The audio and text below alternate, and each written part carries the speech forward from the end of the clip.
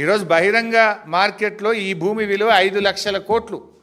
5 లక్షల కోట్ల విలువ కలిగిన భూమిని ఎందుకు 4-5 వేల కోట్లకే కట్టబెడుతున్నారు? దీని వెనుక ఉన్న మతలబేందో చెప్పాలి. ఈరోజు మంత్రి గారు ఇంకోటి బుకాయించే ప్రయత్నం కూడా చేసిండ్రు నిన్న.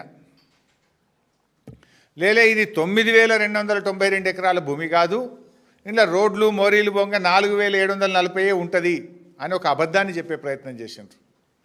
నేను అథారిటీగా చెప్తున్నాను, ఎందుకంటే ఆ రోజు cabinet sub committee on revenue resource mobilisation చైర్మన్గా నేను పనిచేసిన. ఆ రోజు ఆర్థిక మంత్రిగా క్యాబినెట్ సబ్ కమిటీ చైర్మన్గా నేనున్నాను.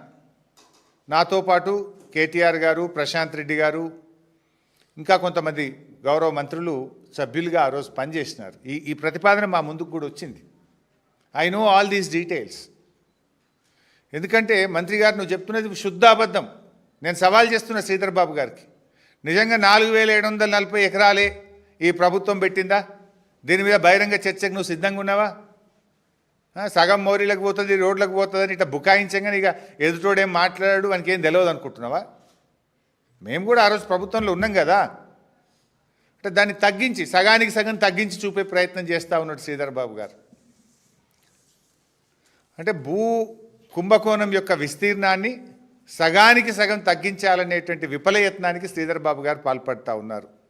ఇందులో స్పష్టంగా ప్రభుత్వం యొక్క డొల్లతనం బయటపడ్డది.